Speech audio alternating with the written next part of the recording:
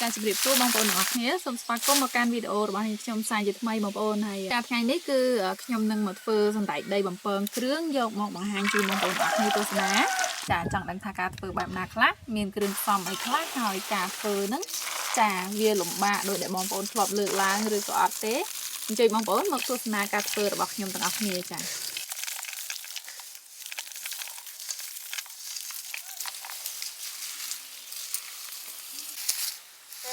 កាប់ឲ្យហួសមកនេះមកមួយទៀតចាំទាញបានមានមើលដែរគោះដីមើលហុយមែនឃើញទេកាយមើលអស់នៅមានទេអត់មានទេអស់ហើយចាស់ដើមមើលចុះប្រមាណណា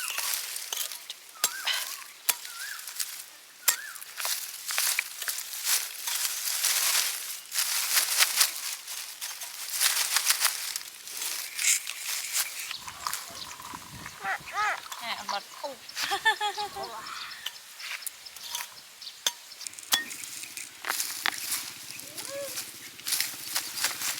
ចុះល្អដែរតាព្រោះអីដាំវាញឹកគាត់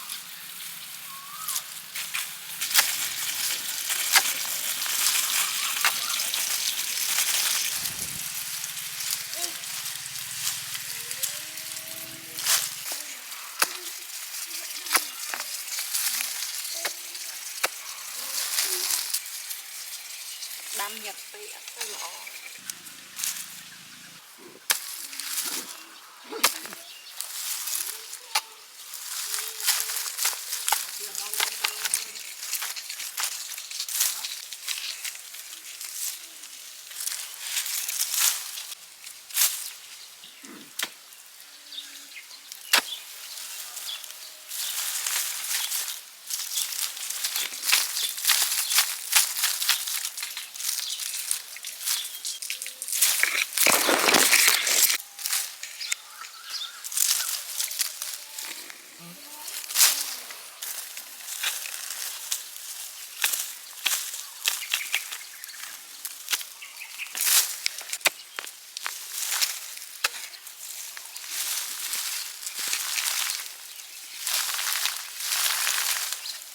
ល្អណាស់បងប្អូនអើយមើលនេះ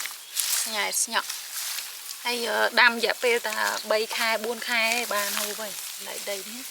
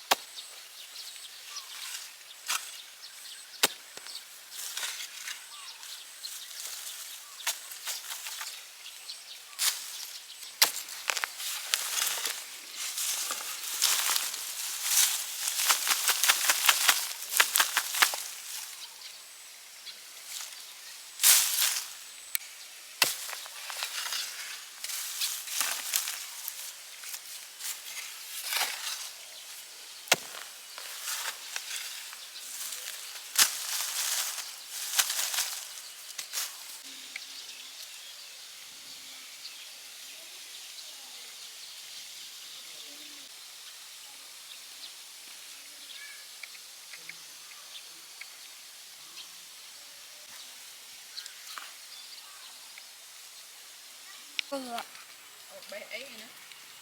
sẽ đây đấy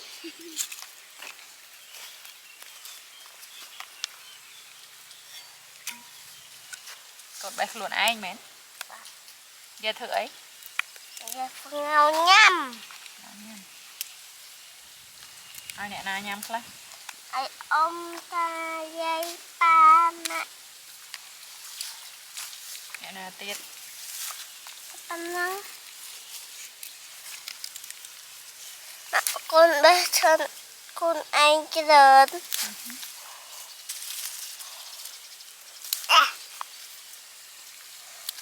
chị bé con thử ấy chạp hai giờ ấy mà đại giờ tràn tốt môi giờ mà đã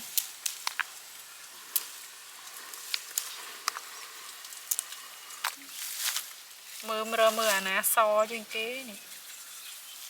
anh ấy hết so trên kế chả thấy nè nè mưa crop là ca chúc ấy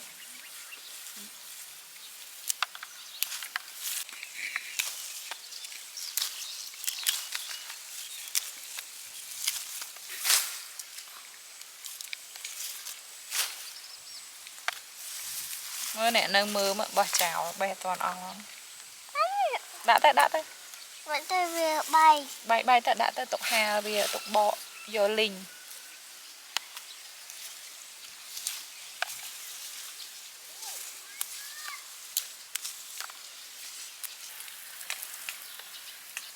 thầm đấy thôi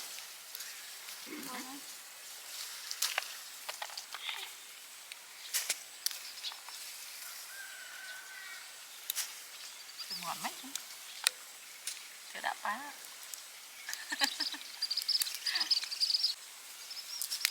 không ạ hai ông mà chui bé sân đáy đây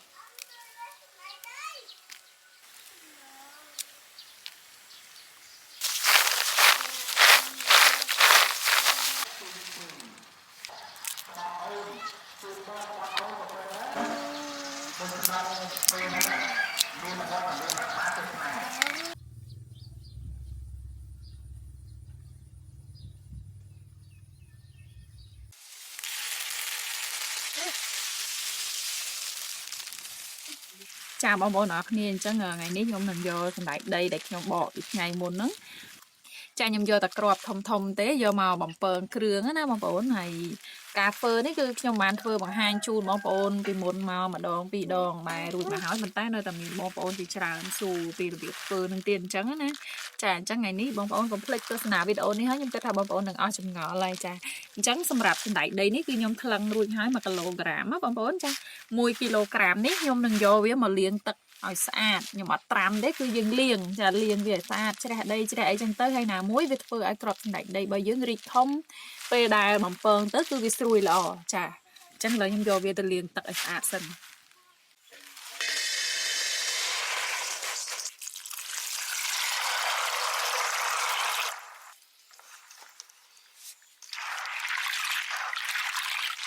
បងប្អូនបើសិនជាយើងយកសណ្តែកដីនឹងទៅបំពងដោយអត់យកមកលាងទឹកឲ្យរីកទេសណ្តែកដីហ្នឹងគឺអត់សូវរីកធំទេហើយពេលបំពងហ្នឹងទេខ្លះអាចទុបអត់អីចឹងទៀតចាអញ្ចឹងយកវាមុននឹងទៅបំពងហ្នឹងគឺយើងយកវាមកលាងទឹកឲ្យទុកឲ្យវារីកចាឲ្យវារីកស្អាតលក្ខណៈថាស្មើគ្រាប់លែងជ្រួញណាអូយវាឆាប់រីកទេសណ្តែកដីនេះយើងមិនចាំបាច់ទៅត្រាំទៅអីវាទេ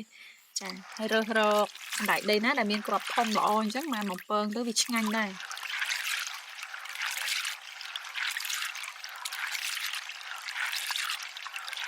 ខ្ញុំលាងវាពីទឹក3ទឹកចឹងទៅឲ្យគ្រាប់សណ្តែកដីយើងរីកហើយ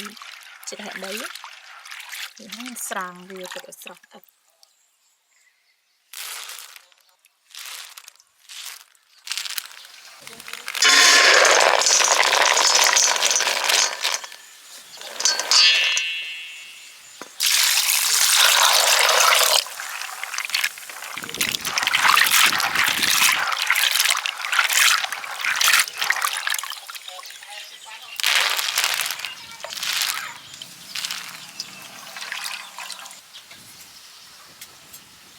ច ចាបងប្អូនអរគ្នាអញ្ចឹងចំពោះសណ្តែកដីគឺយើងលាងវាហើយយើងទុកឲ្យស្រស់ទឹកអញ្ចឹងណាហើយឆ្លៀតពេលហ្នឹងគឺយើងមកធ្វើគ្រឿងក្រៅសម្រាប់អំពងជាមួយហ្នឹងគឺមាន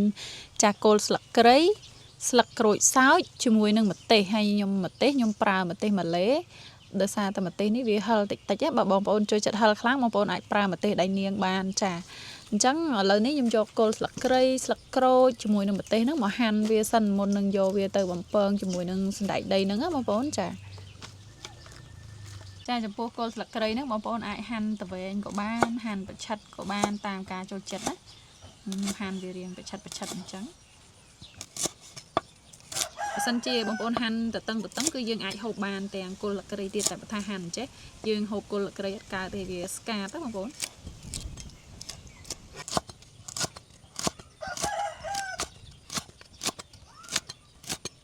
ចាអញ្ចឹងចំពោះគល់ស្លឹកគ្រៃបងប្អូននេះខ្ញុំប្រើវា1ខាំណាសណ្តែកដី1គីឡូខ្ញុំដាក់គល់ស្លឹកគ្រៃស្រស់ហ្នឹង1ខាំចាហើយខ្ញុំចិតវាអញ្ចឹងឯងចំពោះម្ទេសវិញបងប្អូនដាក់តាមការចូលចិត្តទៅបើសិនជាចូលចិត្តរៀងហឹរខ្លាំងអាចដាក់រៀងច្រើនឬក៏ប្រើម្ទេសក្រៀមម្ទេសអីអញ្ចឹងណាចំណែកស្លឹកក្រូចសើចវិញខ្ញុំប្រើវាប៉ុណ្នេះប្រហែលជា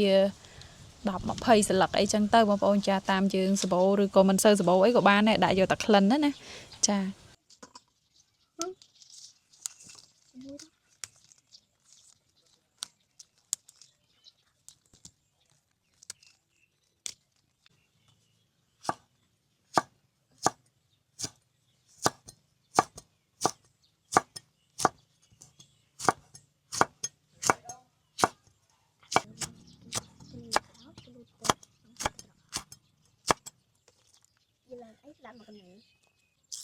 ចំពោះស្លឹកក្រូចសើចគឺខ្ញុំបេះយកតំណុងវាចេញតំណុងវាហ្នឹងណាយើងពេលដែលយើងបំពងស្រួយទៅចាយើងអាចហូបបានស្លឹកក្រូចសើចហ្នឹងយើងហូបបានទៀតណាបងប្អូនបើសិនជាទុកទាំងតំណុងវាហ្នឹងវារៀងស្វិតឆ្លាក់ចាអ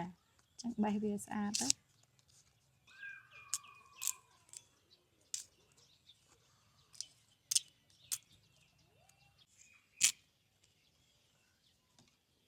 ចាអញ្ចឹងស្លឹកក្រូចឥឡូវបេះហើយយកទុកមួយឡែកសិនមុននឹងយើងយកទៅបំពងណា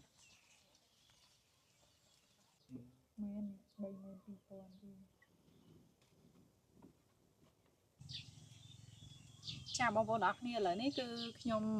ដាក់ប្រេងដើម្បីបំពងសណ្តែកដីហ្នឹងហើយប្រេងខ្ញុំដាក់មកល្មមដែរទេបើបងប្អូន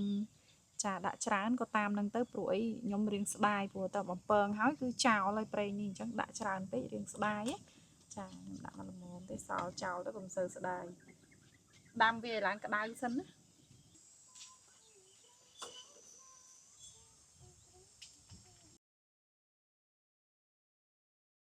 ចាឥឡូវប្រេងឡើងក្តៅហើយបងប្អូនអញ្ចឹងខ្ញុំដាក់សណ្តែកដីចូលបំពងតែម្ដងណាចា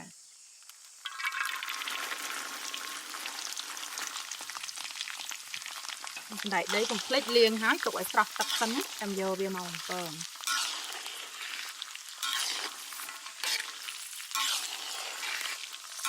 យើងធ្វើច្រើនយើងបំពងវាម្ដងមិនតិចទេចា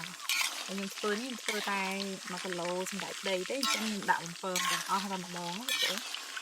បើពីមុនមកខ្ញុំធ្លាប់ធ្វើចាដាក់លក់ដាក់អីហ្នឹងគឺខ្ញុំធ្វើច្រើនគីឡូលេងម្ដងប្រហែលជានិយាយទៅយកមកបំពងវាម្ដងប្រហែលជា2គីឡូឯដែរខ្ញុំដាក់ប្រេងរៀងច្រើនណាតែនេះធ្វើហូបទេអញ្ចឹងខ្ញុំធ្វើ1គីឡូហើយខ្ញុំប្រាប់គ្រឿងបងប្អូនតាមអ្វីដែលខ្ញុំធ្លាប់ធ្វើអញ្ចឹងទៅបង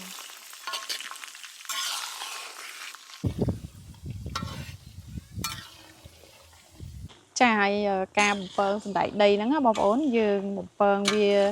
ប្រហែល10នាទីគឺឬក៏15នាទីអីដែរបានវាឆ្អិនព្រោះខ្ញុំប្រើភ្លើងតិចអញ្ចឹងណាចាហើយនៅពេលដែលវាឆ្អិនគឺសណ្តែកដីយើងវាស្រាលអានេះពេលដែលដាក់ដបងអញ្ចឹងវារៀងធ្ងន់ណាពេលដែលយើងកូរទៅមានអារម្មណ៍ថាសណ្តែកដីហ្នឹងវារៀងធ្ងន់លិចនៅក្នុងប្រេងតែនៅពេលដែលវាឆ្អិនគឺវារៀងស្រាលយើងចោកយើងទៅវាស្រាលវាមិនដែរទេបងប្អូនហើយណាមួយវិញទៀតបើសិនជាបងប្អូនចង់ដឹងច្បាស់គឺយើងអាចភ្លក់ចាយើងយកមកគ្រាប់2គ្រាប់មកភ្លក់មើលទៅបើសិនជាវាបាត់កពុលក្លិនសណ្តែកដីមានន័យថាសណ្តែកដីយើងឆ្អិនហើយចាវាឡើងឈ្ងុយឡើងខ្ទិះឡើងប្រេងអីចឹងណាអាហ្នឹងឆ្អិនហើយតែក៏ត្រូវប្រយ័ត្នរឿងខ្លោចដែរព្រោះអី តែប្រើភ្លើងខ្លាំងពេកសណ្តែកដីហ្នឹងវាងាយខ្លោចហើយវាអត់ឆ្អិនល្អអត់ឈ្ងុយទេហើយពេលដែលយើងបំពងហ្នឹងគឺប្រើភ្លើងមកល្មមហ្នឹងហើយកុំប្រើភ្លើងខ្លាំងពេកទេដើម្បីឲ្យសណ្តែកដីរបស់យើងវាឆ្អិនសព្វល្អបងប្អូនយើងបខំភ្លើងពេកសណ្តែកដីហ្នឹងវាឆាប់ខ្លោចហើយវាអត់ឆ្អិនឈ្ងុយល្អទេ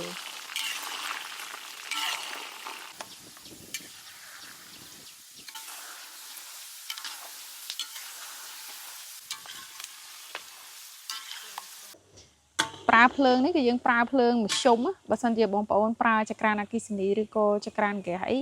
យើងមើលទៅភ្លើងមធ្យមណាបងប្អូនអត់ប្រើភ្លើងខ្លាំងទេខ្ញុំប្រើអស់ប្រើធ្យូងអញ្ចឹងទៅខ្ញុំពិបាកប្រាប់ថាភ្លើងមធ្យមហ្នឹងវាប្រហែលអង្សាណាគាត់តែដឹងថាការប្រើភ្លើងគឺមកល្មមអត់ខ្លាំងពេកហើយក៏មិនខ្សោយពេកដែរចាអំពងកោវាតិចអញ្ចឹងរហូតដល់តែវាឆ្អិនណាចាបន្តិចទៀតឆ្អិនខ្ញុំនឹងបង្ហាញជូនឥឡូវខ្ញុំកូរវាបន្តិចទៀតសិនព្រោះអី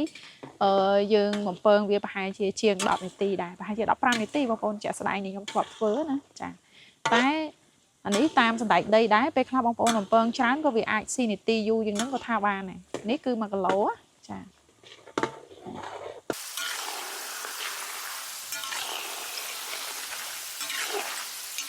នេះវាចង់ឆ្អិនហើយតែពណ៌ស្អាតទៅ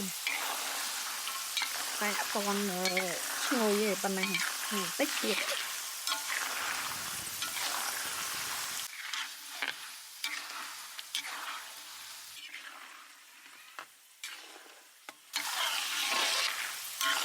ចាបងប្អូនអរគ្នាឥឡូវនេះវាឆ្អិនហើយព្រោះអីចូលទៅរៀងស្រាលរែងសូវធ្ងន់ធ្លាក់ទៅក្រោមចាខ្ញុំភ្លក់មើលហ្នឹងក៏វាឈ្ងុយបាត់ក្លិនបកុលបាត់អីអស់ដែរអញ្ចឹងនិយាយថាសណ្តែកដីយើងបំពងគឺឆ្អិនល្អហើយអញ្ចឹងប៉ុណ្ណឹងខ្ញុំស្រង់វាឡើងបងប្អូនចា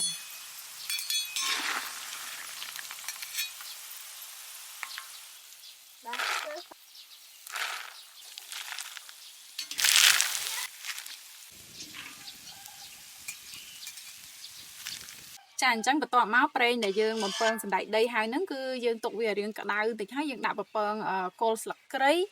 ម្ទេសហើយនិងស្លឹកក្រូចសើចចូលចាបងវាស្រួយណា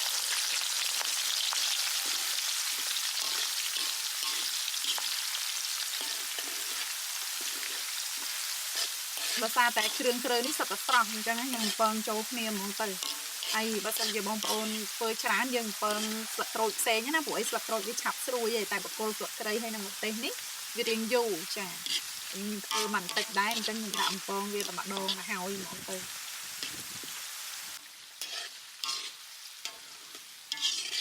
ហើយគល់ស្លឹកគ្រៃស្លឹកក្រូចសើចម្ទេសនេះបងប្អូនចង់ឲ្យវាស្រួយ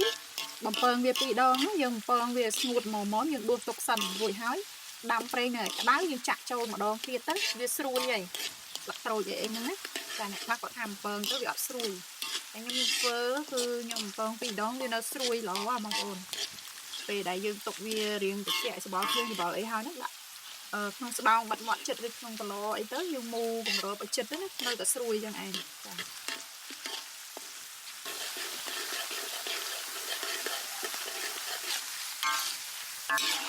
ចាបងប្អូនឥឡូវហ្នឹងខ្ញុំស្រង់វាឡើងទុកមួយផ្លែតសិន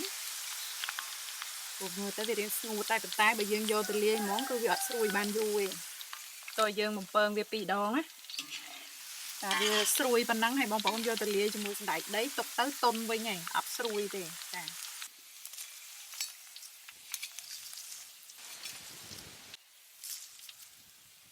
ចាបងប្អូនឥឡូវខ្ញុំដាក់វាបំពងម្ដងទៀតណាយើងទុកវាមួយផ្លែតណាប្រហែលជា4-5នាទីអីបងប្អូនចាក់ចូលវិញទៀតមកបើយើងបំទៀតទៅគឺវាស្រួយបានយូរហើយអញ្ចឹងបងប្អូនដែលតែងទៅសួរខ្ញុំថាធ្វើមិនឲ្យវាស្រួយបានយូរគឺធ្វើបែបហ្នឹងឯងចាគល់លឹកត្រីស្លឹកក្រូចសើចម្ទេសហ្នឹងគឺធ្វើបែបហ្នឹងទោះបីម្ទេសស្រស់ក៏ស្រួយដែរណាឲ្យតែយើងបំពងបែបហ្នឹងចាតែបើថាបងប្អូនចង់បានស្រួយល្អប្រើម្ទេសត្រៀមតែបើស្លឹកក្រូចសើចនេះធានាថាដាក់ទៅគឺឡើងស្រួយស្រាប់ពេញមាត់ហ្នឹងតែបើគល់ស្លឹកគ្រៃវាស្រួយក៏ប៉ុន្តែតែវាស្វិតទៅបងប្អូនយើងហាន់អញ្ចឹងណាបើថាចង់បានគល់ស្លឹកគ្រៃនឹងហូបកើតចាហូបទាំងអស់ទាំងគល់ស្លឹកគ្រៃគ្រឿងត្រូវយើងហ្នឹងគឺហាន់គល់ស្លឹកគ្រៃទៅតឹងស្ដាងដូចយើងហាន់ធ្វើសម្លម្ជូរគ្រឿងឆាក្តៅឆាអីចឹងទៅហ្នឹងបានយើងហូបកើតបើថាចេះឆ្លាក់បងប្អូនអើយចាទេចាស្វិតចាអញ្ចឹងក្រោយពីបំពងលើកទី2ហើយនេះបងប្អូនស្រង់វាទុកឲ្យស្រស់ខ្លាញ់ទៅ ចាយើងត្រង់វាទុកឲ្យស្រស់ខ្លាញ់ម្ល៉េះសិនណា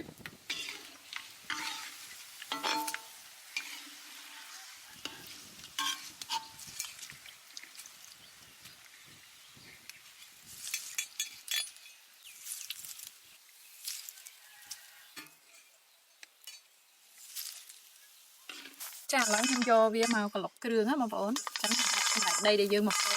ចូលតមកគ្រឿងស្លឹកក្រូចសើចចាគល់ស្លឹកគ្រៃម្ទេសដែលយើងមកពងបងប្អូននេះលឺឡើងត្រួយស្ញោកឯងចាចាំមើលខ្ញុំចាក់ទៅណាចឹងគឺវាអត់មាននៅស្វិតអីស្ញើកអីទេគឺស្រួយខ្ញោកហ្មងឲ្យតែបំពង2ដងអញ្ចឹង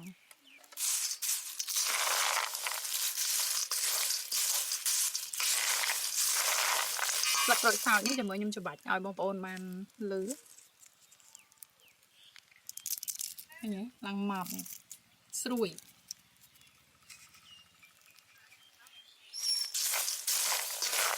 ចឹងគ្រឿងដែលត្រូវបន្ថែមពីលើគឺមាន3មុខអំបិលចាស្ករជាមួយនឹងម្សៅស៊ុបហើយក្នុងចំនួនសម្រាប់ដី1គីឡូនេះគឺខ្ញុំប្រើអំបិលចាកន្លះស្លាបព្រាកាហ្វេម្សៅស៊ុប1ស្លាបព្រាកាហ្វេកន្លះជាមួយនឹងស្ករ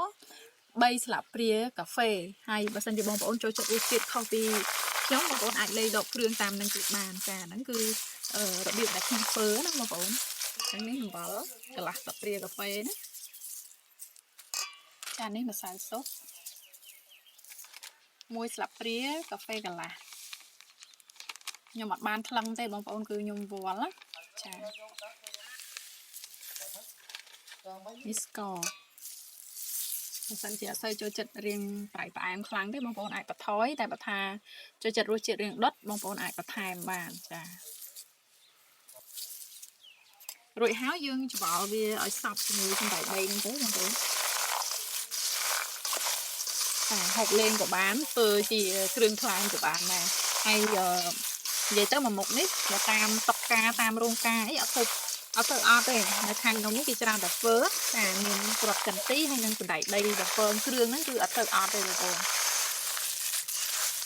ឡើងស្រួយខ្ញោកបងប្អូនឮសំឡេងដឹងហើយជាមួយចាចាំមើលខ្ញុំទម្លាក់ជូនបងប្អូនមើលហើយបងប្អូនស្ដាប់បានចាឡើងស្រួយនិយាយទៅឮតែសំឡេងច្បល់ក៏ដឹងថាស្រួយដែរបងប្អូនគ្រឿងក្រូចស្លឹកក្រូចសើចអីហ្នឹងម្ទេសអីនេះម្ទេសខ្ញុំឃើញថាស្រស់អញ្ចឹងគឺស្រួយដូចគ្នាអញ្ចឹងច្បល់វាឲ្យសព្វហើយបងប្អូនភ្លក់រសជាតិមើលទៅចារសជាតិប៉ុណ្ណាដែលបងប្អូនអាចទទួលយកបានគឺរួចរាល់ហើយសម្រាប់ការធ្វើសណ្តែកដីបំពងគ្រឿងហ្នឹងហើយយើងទុកវាឲ្យរៀងចុះត្រជាក់ទៅចាំយើងយកវាទៅច្រកនៅក្នុងកឡបិទចិត្តឬក៏ក្នុងស្បោងដែលមានមាត់បិទចិត្តចាហើយយើងទុកហូបទៅត្រូវការយើងដាក់មកកូនចានមកចានិយាយគ្នាលេងហូបតែហូបអីចឹងក៏បានដែរបងប្អូនចាជាពិសេសគឺក្នុងឱកាសជួបជុំបងប្អូន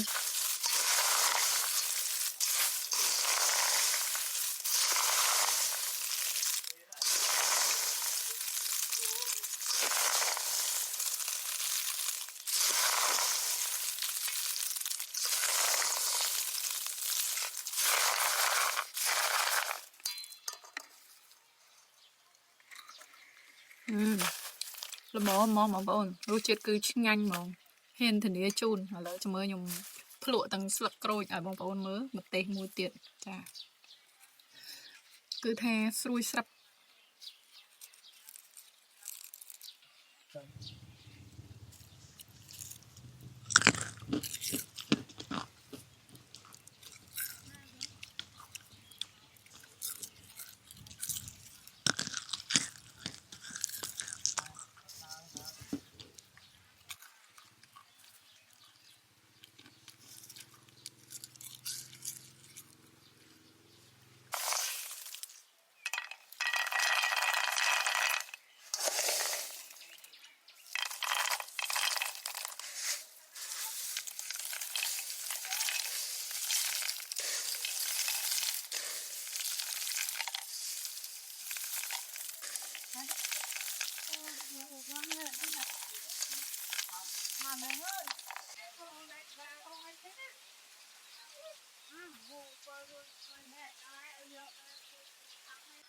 ចាក្រោយពីទស្សនាវីដេអូនេះហើយបងប្អូននេះគឺជាសណ្តែកដីបំពងគ្រឿងដែលខ្ញុំបានធ្វើរួចរាល់ហើយណាចាបងប្អូនពណ៌ស្អាតរសជាតិឆ្ងាញ់ស្រួយខ្ញោកចាឈ្ងុយខ្ទិះនិយាយទៅធ្វើជាគ្រឿងក្លែមក៏បានចាហូបលេងហូបទឹកតែហូបកាហ្វេក៏បានដែរ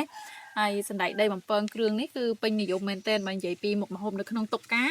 គឺជាមុខម្ហូបមួយមុខដែរបងប្អូនកម្ររំលើងណាមុខម្ហូបនេះនៅក្នុងតុកកាណាចាអញ្ចឹងបងប្អូនអរគ្នាដើម្បីបំពងសណ្តែកដីបានឈ្ងុយឆ្ងាញ់មើលវីដេអូរបស់ខ្ញុំហើយអាចសាកល្បងធ្វើបានចាសំខាន់គឺរកសណ្តែកដីដែលនៅថ្មីស្រស់គ្រាប់ធំល្អហើយពេលដែលបំពងហ្នឹងគឺត្រូវប្រយ័ត្នភ្លើងចាហើយគ្រឿងគ្រើដែលធ្វើទៅទុកឲ្យស្រួយបានល្អគឺខ្ញុំបានបង្ហាញជូនរួចរាល់ហើយអញ្ចឹងអរគុណច្រើនសម្រាប់ការទស្សនាចាជួបគ្នានៅវីដេអូក្រោយទៀតបងប្អូនអរគ្នាការធ្វើសណ្តែកដីបំពងគ្រឿងរបស់ខ្ញុំនឹងមានតែប៉ុណ្្នឹងឯងអរគុណជម្រាបលា